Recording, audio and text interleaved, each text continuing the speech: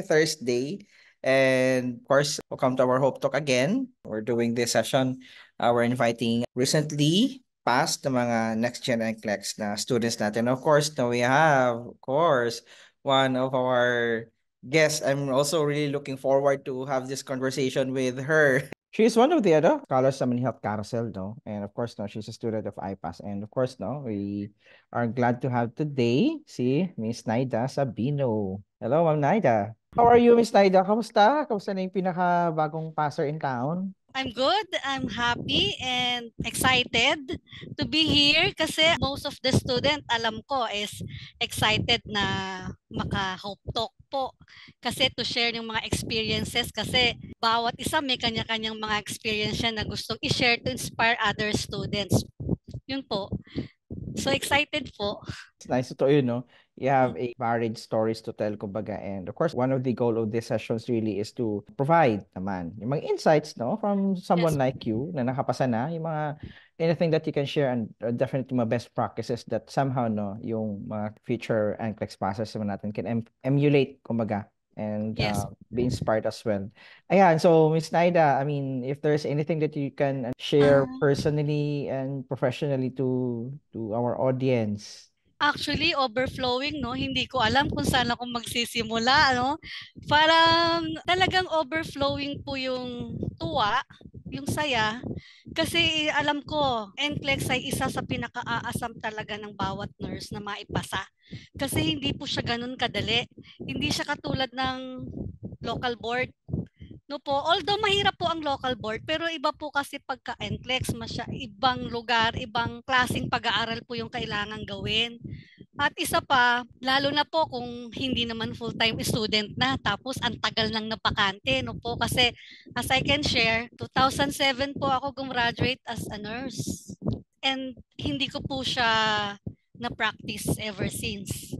So, nurse is my second course and I am registered medtech also. Yun pong medtech ang aking na-practice. Ang kurso po na yan ay pinili ng aking tatay pero ginusto ko pong matapos ang nurse kasi yun po talaga gusto ko nung ako po'y mag-aaral. So, siyempre po, ang mag-aral ako as a nurse, hindi na rin po ako single. So, working na rin ako, may family na rin po ako. So, kinuha ko siya para ma-fulfill po yung dream na gusto ko kasi parang hindi pa rin kompleto para sa akin. So then I passed it but unfortunately since hindi ko po siya nagawang i-practice before kasi I need to volunteer. Di po ba? Mga nurses nun dati, kailangan mo mag-volunteer, wala kang sweldo, ganyan, papasok ka. And at that time po, hindi kailangan mawala. Kumbaga, syempre po, kailangan sa family, both parents are working para mas maganda po yung, di po ba, ang maging income ng family, ma-provide lahat ng needs. So, hindi ko po yun nagawa. And then, meron pong mga opportunities na dumating, makapag-abroad, pero hindi na rin po siya na-pursue kasi po may tatay got sick. So, nung time po, aalis na po ako dapat noon, nagkasakit po yung tatay ko, COPD. So parang as in the field of medical area, medical field, parang naisip ko kasi po 91 na yung tatay ko that time. Feeling ko, as I can see, syempre po minsan pagka meron po tayong mga, kumbaga nakikita na natin kung ano yung status talaga ng sakit ng isang tao, more or less. Nalalaman natin kung ito ba ay progressive, kung ito ba ay humihina, kung ito ba ay nag-i-improve, di po ba? May idea na tayo more or less sa ganun. Nung time po na yon, kailangan kong mamili to stay or umalis. Kasi feeling ko po kasi nung time na yon naka-oxygen na yung tatay ko. 18 hours, 16 hours to 18 hours oxygen, then i-rest lang siya for ilang hours. Yun po, sabi ko mukhang alanganin, mukhang hindi natatagal. Parang yun po yung feeling ko Kaya sabi ko, siguro magstay na lang ako. Alagaan ko yung tatay ko, siguro it's about time na ibalik ko yung ginawa nila sa akin, ganyan. Inalagaan ko po yung tatay ko and it's true. Siguro a year lang po, nag-pass away po yung tatay ko. So kaya sabi ko, totoo nga yung kutob ko. At least po, nung 1 year, naalagaan ko po siya, naasikaso ko, nabantayan ko. Nagwo-work po ako dito Then, pag a-absent ako, kasi check up ni tatay. Tapos yung laboratory po nila, blood works, hindi na sila pumupuntang laboratory. Ako na po mag-extract. Yung mga ganyan po. Tapos check the meds. So talagang binantayan ko po si tatay nung time na yon. Tapos marami pong nag-aalok na mag-apply abroad. Kaya lang parang sabi ko, hindi na siguro. Tapos hanggang sa alam ko na paglipasan na ako ng panahon, tinanggap ko na sa sarili ko na hindi ko na mapapractice yung kursong meron ako. Kasi po, ang dami ko ng field. Napunta na ako sa field ng sales. Alam niyo po yon, sa pharma company, sa real estate, tapos ngayon po nasa insurance, yung mga ganyan. Nagtayo na rin po ako put up ako ng sariling business. Pero alam niyo po yung yung feeling na kaya mo naman na maging okay sa ibang field kasi may skills ka na pwedeng gamitin. Pero parang hinahanap mo pa rin po yung meron akong skills. Alam niyo po yun, na meron akong pinagkalooban ako ng knowledge, ng profession. Dalawa pa. Pero hindi ko ginagamit. Alam niyo po yun, yung ito pwedeng gawin ng kahit sinong tao. Ayun yung ginagawa kong to. Pwedeng gawin ng kahit na sinong taong masipag, basta matyaga, masipag, kayang gawin, kayang mag-improve, kayang yumaman. Pero sabi ko, ako meron akong pwedeng gamitin na pwedeng makatulong sa pamilya, na pwedeng makaabot ng maraming tao, ganyan. Bakit hindi ko gamitin? Kaya lang alam niyo po, dahil sa tumagal na yung panahon, akala ko lumipas na po sa akin yung mga opportunities kasi once lang daw po magnanak yan. Di mo ba? Akala ko lumipas. Then until at one time, yung kuya ko sabi sa akin, kasi nga po nag-aalaga ako sa nanay. Na-stroke pa po ang nanay ko. Yun nga po, kaya parang natali na rin po ako dito. Na-stroke pa ang nanay ko 2 years ago. So since I'm the nurse, ako po yung tumulong sa kanya. Ako po nag-alaga. Talagang full-time ha. Bumitaw ako ng work. Wala pa akong work. Inalagaan ko si nanay, pati po yung business ko. Pansamantala, nagbakasyon ako. Full-time kay nanay hanggang lumakas siya. Kasi sabi ko, kukuha ng caregiver. Bakit pa ako naandito? Kukuha ng caregiver, di po ba? Sabi ko, bago siya ibigay sa caregiver, kailangan stable siya. Kailangan alagaan ko siya, palakasin ko siya. Pag stable na siya, pwede na siguro po yun kasi parang isusupervise ko na lang. So yun po. So hanggang sa yun nga po. Then I'm very much thankful po kasi kinausap ako ng kuya ko, sabi niya sa akin, meron kang natapos, wala ka na bang planong gamitin yun? Sabi sa akin. Tapos sabi ko, kuya, napaglipasan na ako niyan. Marami ng mga pagkakataong dumating sa akin. Lumipas na, sabi ko gano'n. Tapos sabi ni kuya, hindi pa yan, pwede pa yan. Parang siya po yung nagbalik sa akin. Kasi talaga pong kinalimutan ko na parang na-set aside ko na siya na hindi ko na siguro magagamit to kasi ilang taon na po ako. Alam niyo po yun? Tapos, and I'm very much thankful kasi meron po akong kasamahan dati sa hospital, nurse po siya. Also a scholar of Health Carousel. Siya po ang sa akin, kung saan ako pupunta. Sabi niya, pumunta ka lang dyan. Alamin mo lang, tanong mo lang, pumunta ka sa lugar na yan. Binigay niya sa akin yung details kung saan ko pupuntahan kasi nagpuntang Philippines dito sila. Tapos sabi ko, bakit nga ba hindi? Sabi nila kahit walang experience, pwede. Sabi ko, tanungin ko lang, alamin ko lang details kung ano lang ba meron, kung pwede pa nga ba ako. Yung ganun po. And I'm very much thankful kasi nabigyan pa po ako ng pagkakataon na bumalik. Kasi gusto ko po talaga, over other my first course, gusto ko po talaga yung pagiging nurse talaga. So, kasi po nung nag-duty ako, talagang ini-enjoy ko talking to the patient, tapos alamin mo pa paano ba tubibig. Yung mga ganyan, maraming bagay. Tapos ang dami mong alam, ganyan. Tapos, yun nga po, start na. Hindi ko alam kung saan ako magsisimula, kung paano ko sisimulan. Alam nyo po, I'm very much thankful din po sa iPass family kasi nung nagsisimula ako mag-review, sabog. Hindi ko alam ano bang uunahin ko. Paano ba ako babalik? Alam niyo po, nung nag-test ako, siyempre assessment, before mag-start ng review, mag-assessment ka muna, di po ba? Nakakatuwa. Kasi grabe, 23% lang po. Alam niyo po yun? Aba, sabi ko, yun na lang natira sa utak ko. Sabi ko, well, at least meron pang 23%. Ganun. Sobra sabi ko, ang dami kong hahabulin, ang dami ko, paano ko gagawin yun? Sabi ko ganun. Ang dami-dami, sabi ko ganyan. Well, Salamat kasi po I pass, ginaid ka hindi lang sa pag-aaral kung baga paano mo siya sisimulan step by step. May mga mentors na oo nga no kasi kung wala kang magga-guide sa sabog po talaga. Hindi ko alam saan ako magsisimula. Alam niyo po 'yun, nag-guide ako, sige dito muna tayo magsisimula ganyan, ganto. Tapos hanggang sa na mag-start na, alam niyo po nung first month ng pagre-review, hindi po nagre-register. Tulog yata yung mga brain cells ko. Lahat ng nire-review, hindi ko po siya maintindihan talaga. Sabi ko, ano ba yan? Hindi ko sila maintindihan. Sabi ko, ano ba yan? Sabi ko ganyan. Tapos, ano lang po ako silent. Pag nagre-review po, hindi po ako nagko-comment. Paminsan-minsan lang, mga ganyan. Kasi feeling ko po, wala akong alam, wala akong sasabihin. Alam niyo po yun? Tapos, pero natutuwa ako kasi as the review goes along, naaalala ko na, doon na po unti-unting bumabalik yung mga napag-aralan. Naaalala ko na, ay oo nga, napag-aralan ko nga yan, napag-aralan ko nga yan. Dumadating. Tapos, unti-unti po, matagal din yung review. Isang cycle, may 3 months din. Sinundan ko lang po yung schedule. Na as much as possible, hindi ako magmi-miss ng schedule, ng review. Kasi, pag na-miss out ko yung isang review, ibig sabihin, idadagdag ko siya sa schedule ko ulit. Kumbaga, sobrang ang dami na po kasing iniintindi. Kumbaga, sa bahay, full-time din po sa bahay, nagtatrabaho ako. Tapos kay nanay.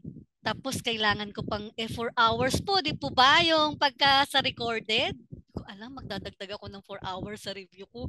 Saan ko kaya isisiksik yun? Yung ganun po. Tapos tinry ko din, sabi ko sa family, hindi ako muna magtatrabaho ng full-time kasi I need to focus on the review kasi importante sa akin to. Nabigyan ako ng pagkakataon bumalik dito. Sabi kong ganun, kailangan ko mag-focus.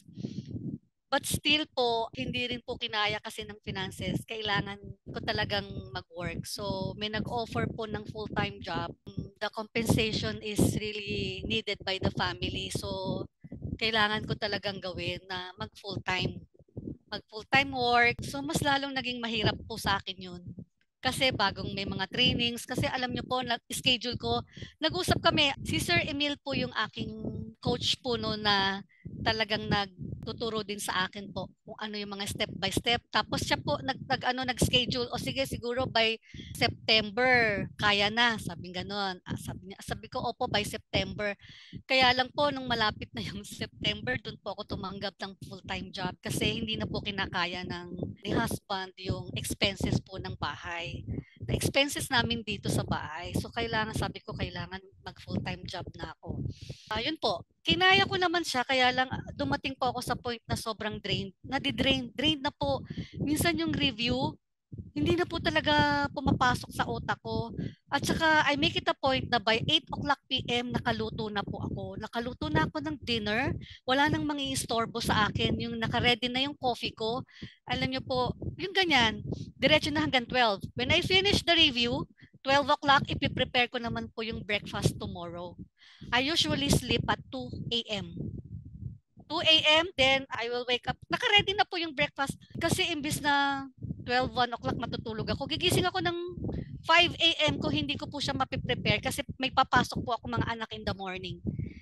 So kaya ang ginawa ko po, since cooperative naman po, support naman po si husband, sabi niya, o sige, ready mo lang yan bago ka matulog. Then ako nang bahala sa mga bata pagpasok nila. So ganun po, at 2 a.m. matutulog ako, siguro mga 7 a.m. pa ako gigising to prepare for work. Mas maaga pa, minsan po 2 hours lang ako matutulog kasi may training naman po sa work. Talaga, sobra. Tapos po, nung pagdating ko galing work, pupunta pa po ako kay nanay. Minsan, nagbabantay ako kay nanay, nagre-review ako, bigla akong tatawagin. Ala, na-miss out ko na na-miss out ko na. Naku, ano pang part yon? Babalikan ko sa review yung part na yon. Yung ganun po.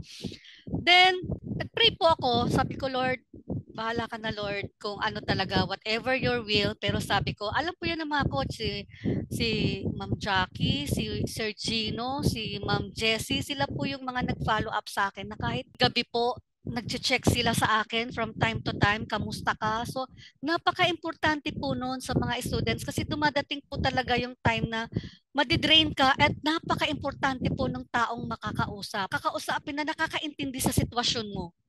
Yun po, yung magkakaroon ka ng peace of mind once na may nakausap ka ng mga coaches po. Mga ganun po. Tapos, o sige, ganito na lang. At saka alam niyo po, nung nagre-review, nakakalungkot. Kasi po, natapos ko na yung review. At tapos nag ano pa ako noon, ano ba yun? New World pa ako noon. Nag-New World po ako noon. Hindi ko natapos ang New World kasi halos hindi ko na po siya nare-review dahil sobrang patana po ako pagdating ko ng work. Tapos alam niyo po yung mga test ko doon, puro Madonna, yung cat test, puro Madonna po, borderline. Alam niyo po 'yon? Borderline po lahat. Hala, borderline. Tapos meron pa po tong very low. Tapos borderline. Ala, ang goal po namin ni Sir Emil, dapat maka 80% man lang po ako dun sa mga assessment. Ganyan, sabi ko, hindi, alam niyo po, hindi po. Ang pinakamataas kong test doon, nasa 64. 64% lang po. 60, 65, ganyan. Tapos, sabi ko, tapos nung magte-test, supposed to be magte-test ako ng September, ano po, hindi po. Di po talaga umaagat. Borderline po siya. Tapos yun, that's a time I decided to, kasi po ang ATT ko po kasi ang validity November 28. Sabi ko, hindi ko talaga kakayanin ng September. Alanganin talaga ako. Hindi talaga kasi po parang cramming. Dahil po na-focus po ako noon September sa training ko sa work. So talagang hindi ko po halos na mabalikan yung review ko dito sa NCLEX. Kaya sabi ko, Sir Emil, hindi ko po talaga kakayanin ng September mag-exam. Sabi kong ganun. Kasi hindi ko po, kailangan ko pong maipasa to ng isang take lang. Kasi kaya hindi ko po to nakuha nung time na yon dahil alam ko pong magastos Alam niyo po yon. So kaya ko to hindi nakuha noon magastos kasi sabi ko hindi ko po pakakawalan tong chance na ibinigay sa akin na maging scholar.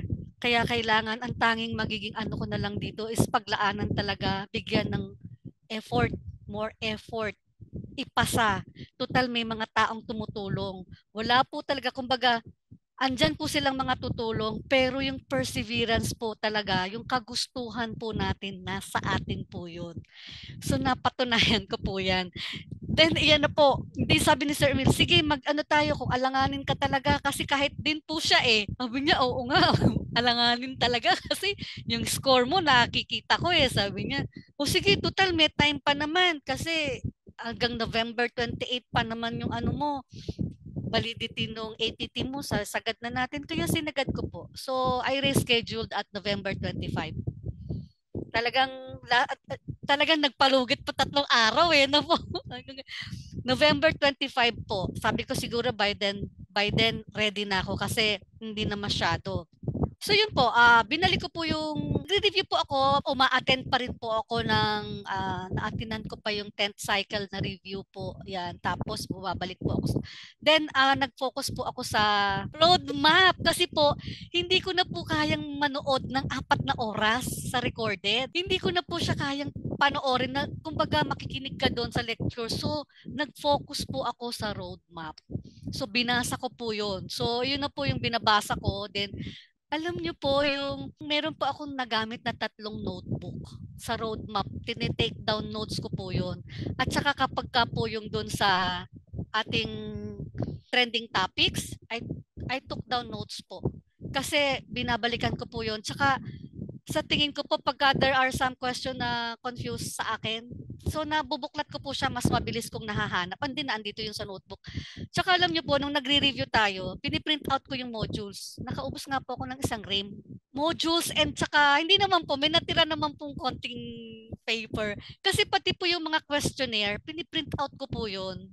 Tapos sinasagutan ko siya before mag-start yung lecture para alam ko po kung naiintindihan ko pa.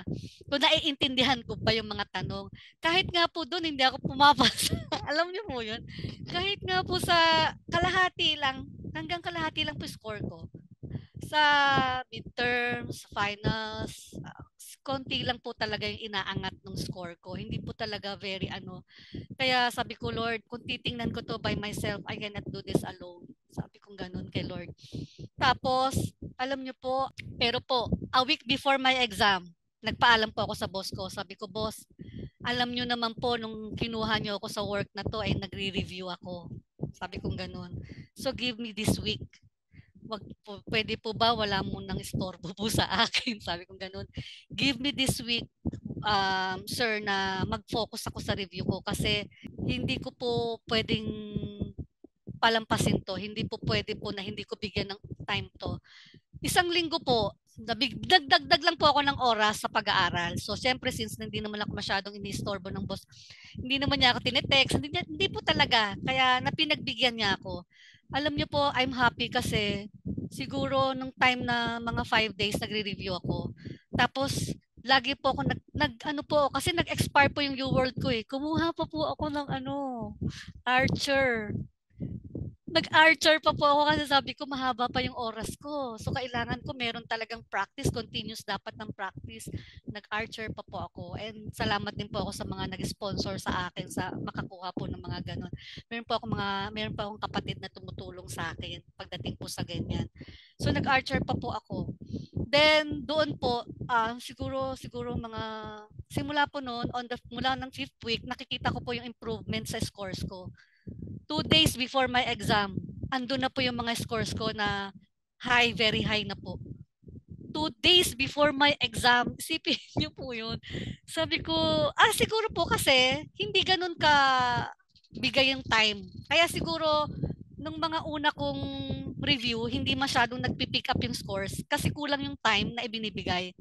Sabi ko, pero itong yung week po na 1 week na itinutok ko po dito, talagang nagpaalam ako. Siyempre, bigyan ko ng time. 3 days, 2 days, magaganda na po yung score ko. Very high na po siya. High. Yun na po yung mga score ko. Pero alam niyo, ang pinaka-weak ko po kasi is maternal and child. At saka pharma. Sabi ko, ang daming gamot. Sabi ko, paulit-ulit lang sila pero bakit parang hindi ko natatandaan? Pharma po. So, sobra po akong Tapos, alam niyo, nag-review po ako ng a day before, yung night before my exam. Kasi 2 o'clock PM po yung kinuha ko kasi ayoko masyadong ma-struggle sa time. The night before, alam niyo po, ang dami kong computation. Nag-focus po ako sa pharma, computation. Kasi nalilito pa po ako dun eh. Tsaka, meron po kasing yung last trending topic na inatinan ko, meron po kasi doon mga lumabas eh. Meron pong mga lumabas doon, yung nag-focus po ako doon sa last 2 trending topics. November, ako na mag-exam, October and November po yata, naka-attend pa yata ako noon. Yun po, meron pong mga lumabas doon na mga similar. So, na-focus ko po yun. Nabalikan ko po yung, oo nga, ano ba yung difference ng mga ganyang case. Yung mga cases po. Tapos yung exam day na po, nung gabi, nagising ako maaga, alam niyo, napakakatuwa po. Kasi po, nung gumising po ako, on my exam day 6 o'clock AM nagising ako. Very peaceful. Alam niyo po, very calm. Yung pagkagising ko, tapos nag-review pa po ako noon, alam niyo po, nung umaga, nagbuklat pa ako noon, sabi nila, wag ka nang magbuklat, wag ka nang pero hindi na po, parang ini-scan ko na lang po siya. Binubuksan ko na lang siya, tinitingnan ko na lang siya. Tapos, ayun po, because sandali Lord, tama ba itong nararamdaman ko? I am at peace, I am calm. Tama ba itong nararamdaman? Pero sabi ko, enough na ba yung knowledge ko? At saka alam niyo po, ang feeling ko kasi, sabi ko yung mga nakakapasan lang, nag-i-stop yung computer nila at 85 items. Sabi ko, paano kaya gawin yun? Alam niyo po, paano kaya gawin yun? 85 items lang sila, tapos na sila. Sabi ko, di bali na, sabi ko, kahit tapusin ko yung 150 items na yan, tatapusin ko talaga yan. Sabi ko ganun, uubusin ko talaga yung oras. Sabi ko, maipasa ko lang. Kaya naka-ready po ako to finish the 150 items and to finish at 5 hours. Naka-ready po ako nun. So, umalis po ako, nagdala ako ng jacket kasi maginaw daw doon, ginawin ako, baka po mag-brain freeze ako, ganyan. Nakalimutan ko pa yung jacket ko, pinadala ko pa talaga sa LRT, pinalala-move ko, kailangan naka-jacket ako. Alam, may baong kape, may baong biscuit, alam mo po yun. Tapos pagdating ko dun sa testing center, inalam ko po before my exam, inalam ko na kung saan yung testing center ko. Kasi ayoko pong maghanap on that day. Ayoko maghanap kasi nakakakram. Sabi ko, at least alam ko na yung pupuntahan ko. So, pati salamin ko, nakakatuwa. Pati salamin ko, tiningnan pa.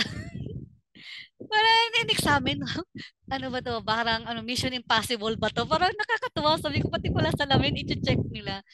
So yun, tapos nung nag-exam na po ako, ang taas ng computer, nakatingala ako, tapos ang liit yung question, nasa left side, tapos yung number kung pang ilan ka na, nasa right side siya, ganyan. So nag-test po ako, hindi ko na nakikita kung pang ilang items. Sabi ko nga, sagot ako ng sagot. Sagot ng sagot, na sabi ko, sandali, parang ang bilis ko yata sumagot. Tama kaya lahat ng sinasagot ko. Sabi ko, parang ang bilis ko sumagot kasi ilan na yung item ko. Sabi ko gano'n, sandali. Bagalan ko kaya, basahin ko ng 3 beses. Sabi ko ganyan. Tapos, nag-break time ako. Pero before po ako mag-start when I reach the testing center, I thank God. Nag-pray po ako ng a little na safe ako na andon at on time. Then when I sit doon po sa aking puan sa harapan ng computer, nag-pray din po ako. Tapos tinignan ko yung oras kasi nasa harapan ko yung oras yung wall clock nila nasa harapan ko. So yun po. Tapos, nag-test ako, sagot lang ako ng sagot. Tapos, talagang ang bilis ko po. Sabi ko, ang bilis. Bakit ang bilis ko? Parang isang basa lang, nasasagutan ko. Tapos po, yung mga, alam niyo, meron po akong doon, kasi meron po akong mga question doon na nasagot ko na. Tapos, magkiklik na ako sana ng next. Kaya lang parang nag-second thought ako. Tiningnan ko siya ulit, mali yung pagkaintindi ko, nasa na po ako noon, nasa case na po ako noon. Inirase ko siya, sabi ko, naku, mali yung pagkakaintindi ko. So, meron po ako mga gano'n na-erase, na palitan ko ng mas tamang sagot. Nag-stop yung aking computer kasi magbe-break time. Nag-stop po ako at 62. Nasa 62 na po ako noon nung nag-stop siya. 2 hours ba yun? Sabi ko parang ang bilis ko yata. Ano ba yan? Yun po. Tapos sabi ko babagalan ko next time. Inaano ko po tinitingnan ko po kasi sabi ko 150 items to Sabi ko tatapusin ko talaga to ng 150 items. Nag-break time ako. Minom ako, may kape po ako, lumabas, minom ng kape pero wala ako nararamdamang antok noon parang energized po ako noon. Parang ready po talaga ako noon. Then punta CR, then umupo ako ulit. Nag-continue ako sa test ko. Hindi ko po nasulatan yung yung board. Hindi ko siya sabi ko, hindi ko nasulatan. Alam ko magko-compute ako doon Sabi ko ganun. Alam ko magsusulat ako doon Pero tapos po, test lang, hindi ko po alam anong item na ako. Basta lang ako, answer lang ng answer. Then biglang nag-survey. May survey. Tapos sinagutan ko lang yung pa-survey nila.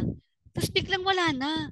Natakot ako. Sabi ko, Sabi ko, sandali. Kakaupo ko pa lang galing break. Ano ba to? May trouble ba sa computer ko? Sabi ko, ganun. Bakit nawala na siya? Bakit wala nang question?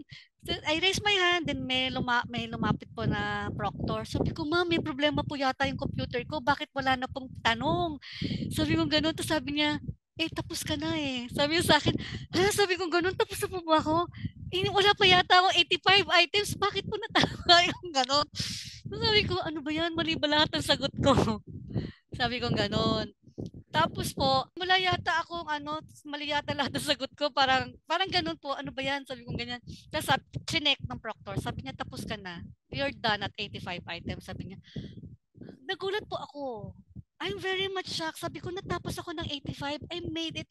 Alam niyo po, 2.5 hours po ako nag-exam.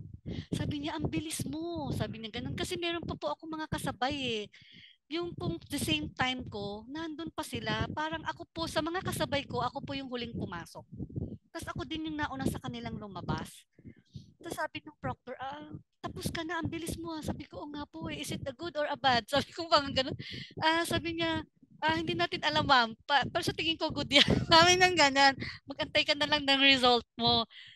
So, ganyan po. So, kumbaga, nung bumalik po ako from my break, ganadong-ganado pa po ako mag-test noon. So, talagang ready po talaga ako tapusin yung 150 items. At ready po akong umuwi ng 7:00 ng gabi. Pero natapos po ako noon mga 5 o'clock lang. So, grabe, mixed emotions. I thank God. So, bago ako umuwi, paglabas ko ng testing center, umupo muna ako doon. Then, I prayed. talagang sabi ko, Lord, binigay niyo sa akin yung 85 items. Hindi ko po ina-expect na at 85 items. I'm very much proud of myself sa nung nagawa ko po yun. Then umuwi ako sa bahay. Sobrang natutuwa po talaga ako na din yung sa family ko. Kasi hindi ko po din masyadong, hindi ko po sinabi kasi sa ibang tao na NCLEX ako. Ganyan. So, nag-antay ng result. Sabi nila sa 28 daw. Pero yung pong pag-aantay pala ng result, very ano din, ano? So, very parang sabi ko, ano ba, nakaka-stress din yung pag-aantay ng result, pasaba yun or hindi, ganyan. Pero sabi ko, kiniklaim ko na I will, pasado na yan, I claim it.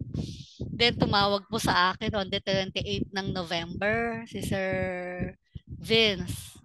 Tapos, yung pagkatawag niya, nung madinig ko pa lang yung boses niya, Sir, wait lang, uupo muna ako, sir. Uupo muna ako, sir. Baka ako bumagsak sa pagkakatayo ko.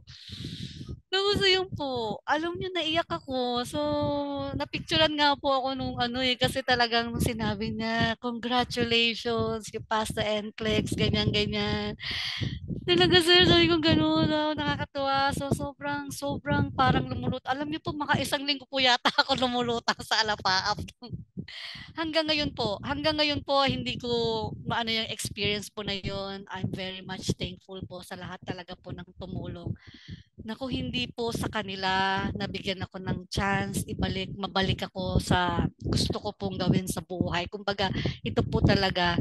Kaya sabi ko, ito siguro yung time na ibinigay sa akin ni Lord. So lahat naman po kasi according to His time.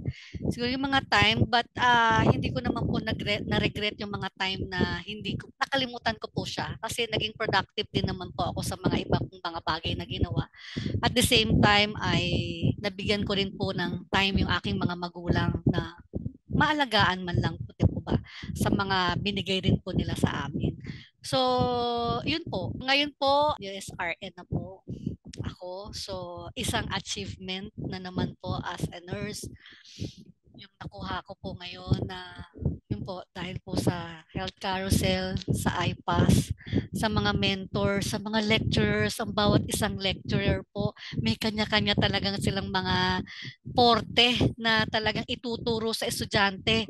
At ang medyo na ano po kasi ako dito is hindi na po kasi ganun ka-sharp. Kumbaga, ang dami ng laman ng utak, ang dami ng iniintindi, parang ang bilis pong nahuhulog, napupuno, alam niyo po, hindi ko na masyadong nakakabisado.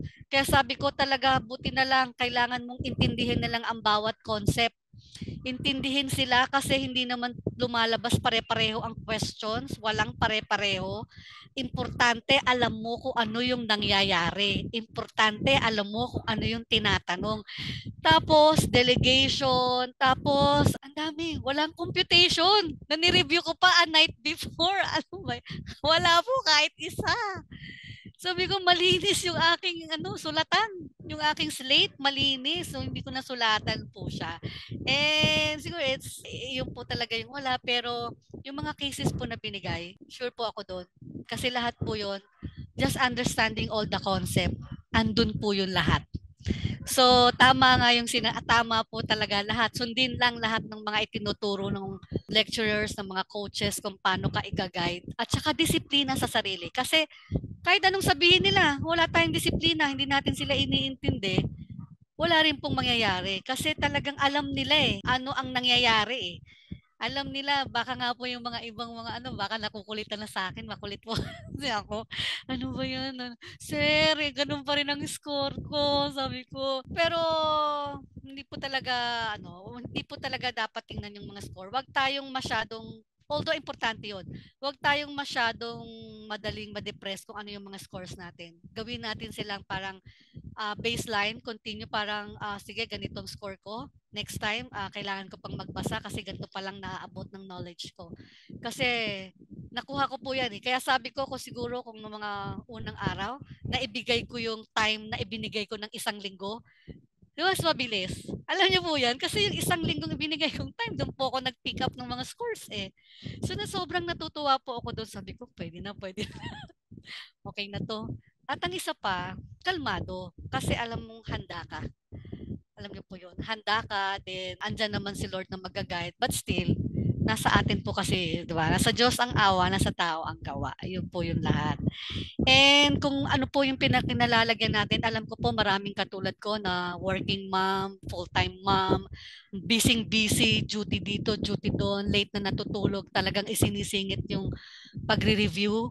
Lahat po yan magbubunga ng maganda kung magkakaroon din po tayo ng disiplina. Pero, siyempre, hindi natin pababayaan ang sarili natin. Talagang alam niyo po, talagang nag-vitamins ako, nagtanong na ako ng Ma'am Jessie, ano po bang vitamins para sa utak? Ano po bang vitamins? Feeling ko po drained na ako. As in talagang parang ubus na yung lakas ko. Parang gamit na yung utak ko. Ang dami na niyang laman. Yun po. So kaya ayun po ang share ko, patuloy lang po tayo magtiwala sa sarili natin at sa Diyos. So yun po. Ang bilis ng no? Ang bilis nung oras. Parang, nako, kung sana nga lang kung O may more than 1 hour. tinitingnan ko nga po na ako sandali. Kailangan matapos ang kwento ko. No, I mean, it was really fun kasi parang dinala mo kami doon from the moment you started hanggang, alam mo yun, sabi nga dito ng mga classmates mo is like, nakakatuwa ka daw magkwento, nakaka-excite. Kaya para kami nanonood ng isang episode. Kaya nga po eh. Opo, Um, opo. Nice, question lang. If you don't mind us telling, how young are you na ba ngayon? Sir, ako, batang-bata pa po ako, 52 pa lang. Oh, see? Grabe, no? I mean, 52, yes po, kaya nga po skala ko wala ng pag-asa kasi 50 na ako nung, ayun po, last year 51 na ako. Sabi ko 51 na ako, pwede pa ba? Yun po, grabe, pwede pa. ma'am, no? I mean, ganito, ma'am, no? I mean, it's always one of the apprehensions or like yung siguro at some point parang nagiging yung cause of self-doubt ng karamihan sa mga candidates like you is yung age, no? Kasi minsan sinasabi, tama yun, no? Yung for sure, no, yung question mo sa sarili mo kanina na 50 plus na ako, kakayanan ko ba? Most of the time yan. Yan yung nagiging tanong ng mga candidates na 40 and above. Kasi one of the challenges kasi nitong adult learning na ito is yung issue about neuroplasticity na tinatawag. It's based on a study ng adult learning theory na that's really one of the real challenges of adult learning, yung issue of neuroplasticity. Kasi of course, no, the older we get, yung brain cells kumbaga natin hindi na ganoon yung ka-plastic, hindi na yun ganoon ka-agile no kumpara nung bata-bata pa tayo. And sabi mo kanina is like marami ka na iniisip, like you have family to take care, 'di ba? Tapos nagtatrabaho ka, tapos nag-aaral ka. So Tapos it's really nanay pa po. challenging. Oo. And you're taking care Opo, of your yes parents, no? po. Opo. I mean, ganito na Ida, no? This is really interesting. If there are some of your classmates right now na, yun nga, I mean, yung tipo na go-worry sa kanilang age, no? Kung kakayanan ba nila or like, medyo may konti pang self-doubt because of the age, no? I mean, can you talk to them? I mean, pwede mo silang Yes. kausap. What can you tell them? Siguro po sir, kaya nagiging alanganin kasi tayong mga Pilipino dito sa Pilipinas, very much ano po kasi sa age eh. Kasi sa totoo lang, at 50s, sharp pa yan, di po ba? Kaya pa lahat ng work. Kumbaga, hindi lahat ay mahina na by when we reach the age of 50s, di po ba? Marami pa rin ang talagang malaki pa ang kakayanan. Kaya lang po, ang preference po kasi dito sa Pilipinas, sa age. Laging may age, di po ba? Pagka mag-a-apply ka ng work, laging meron silang qualifying age. Kailangan nakapasok ka sa edad nila. Kapag ka hindi, disqualified ka. Yun po kasi yung preference ng Pilipinas. Talagang tinitingnan ng edad. Well, in fact, yung mga may 50 years old pataas, yung mga 40s, wag nilang isiping matanda sila at 40s, do po ba? Yung mga 50s pataas, lalo na alam natin sa ako po, kahit sabihin kong 52 na ako, pero I feel like a much younger, 20 years younger. Kasi lalo na yung physically, mentally, alam kong kaya ko pa po. Kaya lang nga, since nga na ano tayo sa age preference dito sa Pilipinas, na talagang nakafocus, nakatingin sa edad, so ano po natin yon, no? Nakukuha natin yun, alam natin pagdating ng ganong edad, hindi na tayo pwede. Marami ng mga bagay na hindi tayo pwede. Lalo na sa mga trabaho, di po ba? Hindi na tayo pwede dahil alam natin may mga age lang silang pinpili. But I'm so happy kasi meron din po akong mga group chats, mga group pages na involved into na meron din pong mga edad na mas mas may edad pa. At natutuwa ako dito dahil meron po akong mga nadidinig na may mga 60s plus pa, late 60s, mga ganyan, na na talagang involved pa. Kaya sabi ko, tayo, yung mga 50s and above, wag natin, alam natin sa sarili natin, kaya natin, di ba? Yung edad ay numbers lang yan. Hindi tayo mahina, merong mas bata sa atin pero mas mahina sila. Alam nyo kaya pag sinasabi sa akin, may nagkakantsaw sa akin, oh matanda ka na kasi 50 ka na. Sasabi ko, okay lang 50 ako. Ikaw 35 pero may arthritis ka. So yung gano'n, alam nyo po yun? Ikaw 40 ka pero nagme-maintenance ka na. Sabi kong gano'n. At yung mga ganong bagay. At saka minsan sinasabi natin na nasa 40, 45 ka pa lang pero wala ka nang gustong gawin sa buhay. Parang ang ganun pa. Alam niyo po yun? Kaya sabi ko, tayong mga nasa 50s na or more than 50s, alam natin yung capacity natin. Kaya natin yan. Marami tayong kaya na hindi kaya ng mas bata sa atin. Kaya wag na natin na tingnan ng edad. It's just a numbers. Lalo na po nung at my age, isa pa po yung nakuha ko. Hindi, wala yan, wala sa age po. Marami, basta yun po nasasabi ko. Kaya sabi ko, mas bata ka lang sa akin sa edad, pero, di ba, mas malakas ako sa'yo, mas marami na akong mga na-achieve sa'yo, ikaw very limited ka. So kaya sinasabi ko rin po yun sa mga bata ka pa, marami ka pang pwedeng gawin sa buhay. Nasa 40 ka lang, naku, kayang-kaya mo pa. Marami pang pwede, marami pang opportunities, wag nating limitahan. Yun po ang term. Wag nating limitahan ang ating kayang gawin dahil sa edad natin. Kaya natin yan. Kaya saka isa pa po, may nagtiwala sa atin may nagbigay sa atin ng chance. So ibig sabihin, alam nila na kaya mo pa.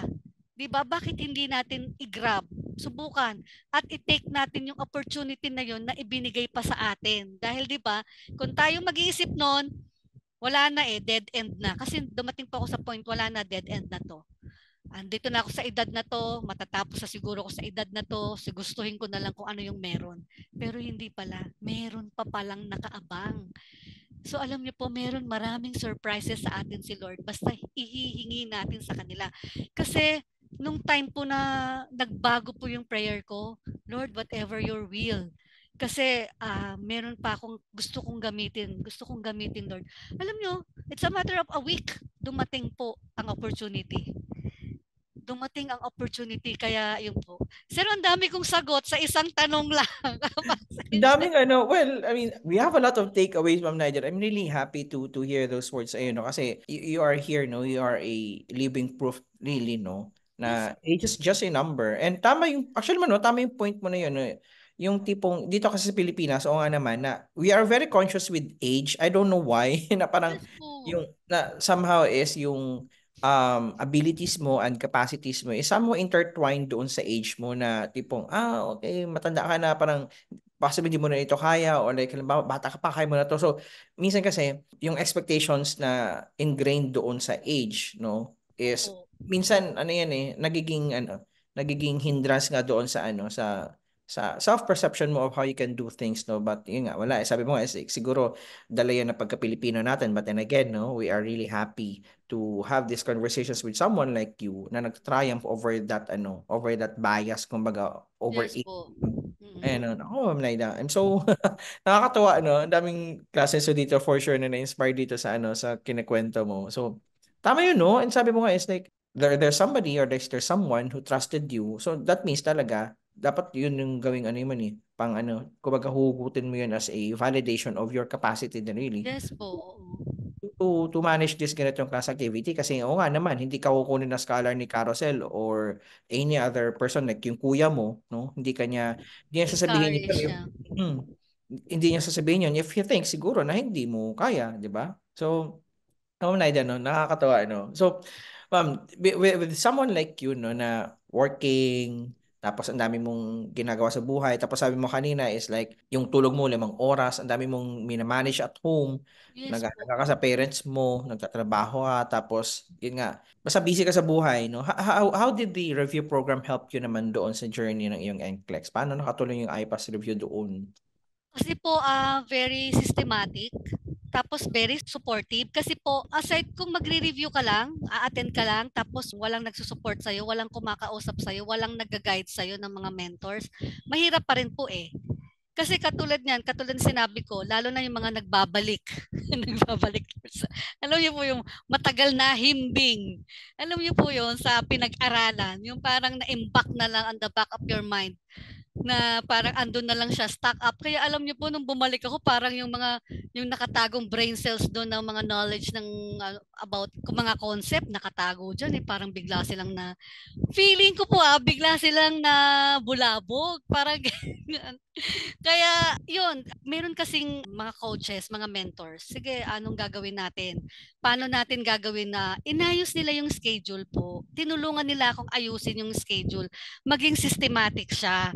So, nung inayos po nila yung schedule, may mga timeline siya. Hindi ko nga po nasusundan yung mga tracker eh. Hindi ko siya nasusundan kasi po hindi techie, so wala na akong masyadong pero ang ginawa ko pong dinisiplina ko rin yung sarili ko din sa schedule din na ginawa ko na from morning, ito magluluto sa bahay, mag-aasikaso ng sinanay, paliliguan ng tanghali, mga ganun po. Tapos yung mga meds niya, yung mga ganyan. Tapos magwo-work ka. Tapos kailangan gantong oras uwi ka sa bahay. Alam niyo po yun, naka-time. Tapos kailangan basta by 8 o'clock a.m. review, IPAS review, ganyan, 8 to 12. Yun po. Tapos 12 to 2, cooking breakfast, mga ganyan. Tapos yun po, kaya sabi ko mahirap talaga to. Kaya kinausap ko rin po yung family ko. Sabi ko mahirap tong gagawin ko, hindi to madali. Kasi kailangan kong gawing disiplinado yung sarili ko. Kailangan kong sundin lahat kasi masisira yung schedules.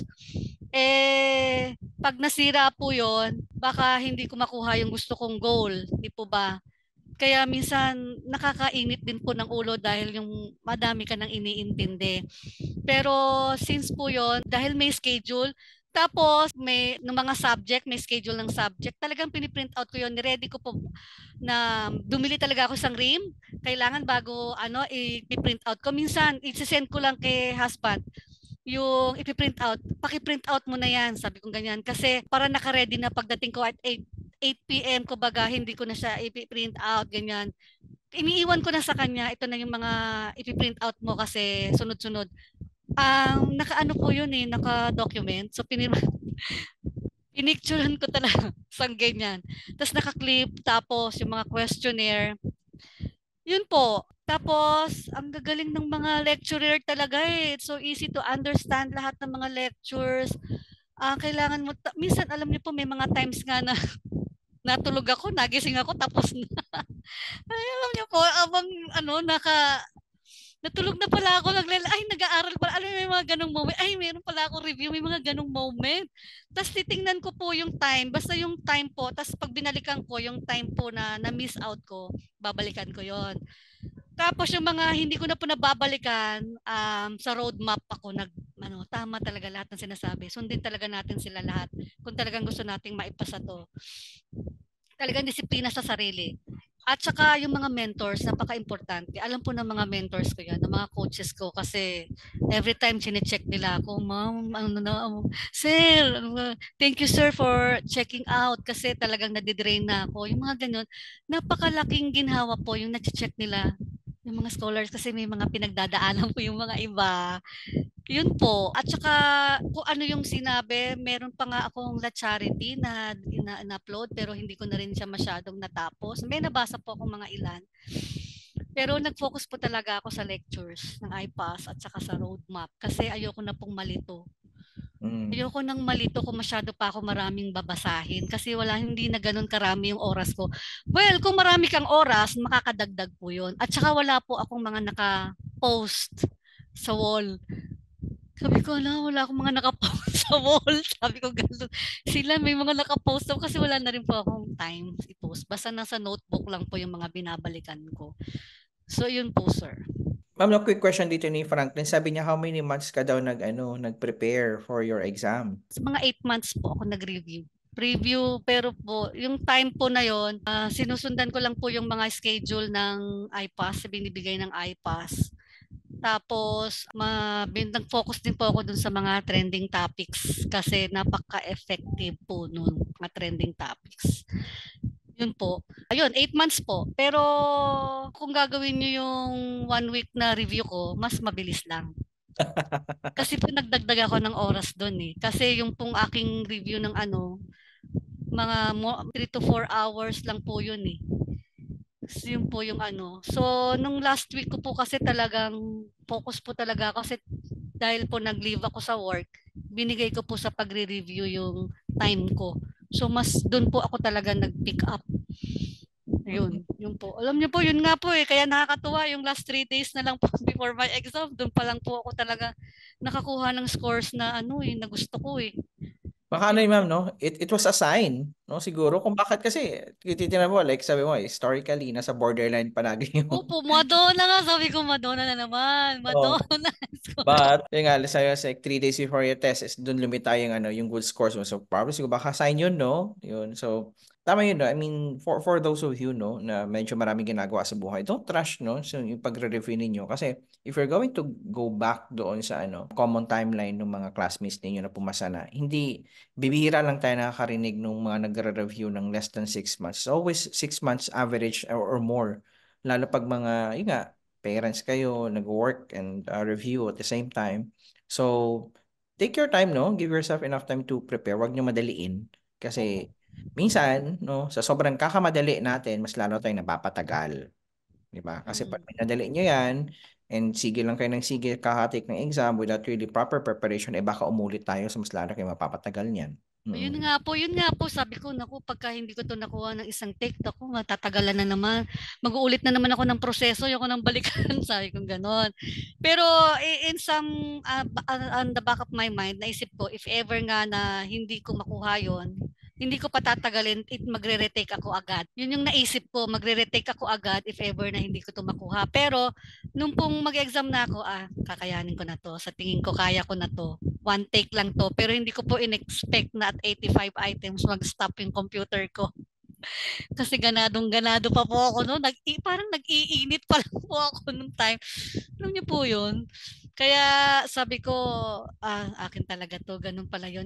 Yung akala nila na wala silang natututunan, yung akala mo na walang laman yung utak mo, yung akala mo na hindi mo nakukuha yung concept, meron. Kasi alam mong nag-aaral ka. Meron yan.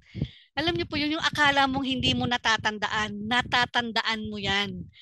Yun po kasi yung sa akin eh. Ang dami ko mga akala, enough na ba yung knowledge ko? Enough na ba yung ano ko? Yung mga ganyan. Kaya sabi ko, meron, oo nga, kasi on the spot, on the day of your exam, lalabas lahat yan. Na hindi mo, kaya nga sabi ko, ang bilis kong nasasagutan, ang bilis kong naiintindihan, ang bilis kong sumagot, sabi ko nga ganun. Kaya meron yan. Huwag mong intindihin na akala mong wala kasi alam mong nag-aaral ka. Yun. Very well said. Ako, Ma'am Naida, ang dami nating takeaways dito sa convo nito. No? I'm really happy that you are with us. No? Ang daming natututunan, especially mga classmates mo. No? So, we're really thankful and to have this opportunity to have this conversation with you. Nako, Ma'am Naida. We truly appreciate yung mga words of encouragements and of course, no, yung mga kwento mo kasi for sure, marami natututunan dito yung mga classmates mo na nakikinig ngayon. Ayan, so, Miss Nice, no? So, officially graduate ka na sa HiPath. Yes Meron po. kaming pa-diploma. Ayan, gusto ko yan. Ayan. Yan mo, ganda na Congratulations ito. again, Miss Naidas. Thank you very much So, for being with us today. And hopefully this certificate will serve as a reminder of really the interesting journey na meron ka dito sa NCLEX mo. And hopefully that you will keep on inspiring you, no, na sana sooner or later, no, is mabot mo tong American dream mo naman. So, we hope to see you around somewhere sometime, no? Of course, no. Yung pagkapasa mo ng NCLEX mo just start ng iyong American journey naman. So, before I let you go, Mano, I give you the opportunity to thank people, especially mga sponsors mo at Carousel and other people that you want to thank, ha? I'm very much thankful sa Health Carousel for giving me this opportunity na ma-fulfill ko yung dream ko as a nurse, hindi lang po as a nurse, as a USRN, safe nurse. Kasi kung hindi dahil sa kanila, hindi ko po alam kung ma-encourage pa ako ulit ituloy to. Kasi nagtiwala sila sa akin. Isa po sila sa naging lakas ng loob ko. Kasi kung hindi sila nagtiwala sa akin, hindi ko rin, siguro parang sabi ko, makukontento na lang ako kung ano yung meron ako. Pero sabi ko, nagtiwala nga sila sa akin. So alam nila na kaya ko. Alam nila na qualified pa ako. Kaya very much thankful ako sa Health Carousel, saka dun po sa friend ko na scholar din po siya ng Health Carousel, na nag-encourage din sa akin na tingnan ang opportunity na meron sa kanila. So yun po, tsaka sa IPAS, sa review ng review ng IPAS, mga lecturers, mentors, i-mention ko po sila, mga mentors, si Sir Gino, si Ma'am Jessie, Ma'am Jackie, at si Sir Emil. Si Sir Emil, siya po din yung nag-schedules ng mga dapat kong gawin, na dapat kong sundin, at siya din po ang nagbigay din po ng schedule na kung kailan enough na magte-take ako ng exams, yun po. At saka nagko-call, tapos nag-review pa kami bago mag-exam. Alam niyo po yun. Meron pa kaming mga review yung ginawa. So very much thankful po sa inyong lahat, IPAS family. So isa-isahin ko po ba yung mga lecturers? So baka may ma-miss out ako eh. So sa inyo na lang pong lahat. So maraming salamat po. Very much recommended po kayo kasi natutuwa po ako sa naging sa akin. Yun po. And higit po sa lahat, very much thankful and grateful po kay Lord kasi ginamit po kayo, binigay kayo sa akin as part na experience to achieve this dream. Yun po. Thank you, Ma'am Naida, for the trust, no? Nakakatawa, no? So, definitely, I will be sharing this, this video of yours later, no, kila Miss Karen ng Carousel. So, at least, makita nila itong Hope Talk mo. So, at least, this will also definitely, give them inspiration. And, Yes so, for sure, they're really happy to see you na naipasa mo itong NCLEX mo under their sponsorship. Ma'am Naida, thank you so much, ha? Okay, so yes we'll see you around and ingat ka po palagi, okay? Yes po, thank you din po. At sa mga bagong students, go, go, go! Aral lang po tayo, makukuha din natin ating mga pangarap. Yun po, and good night po. Bye-bye po. God bless everyone! IPAS processing made easy for you.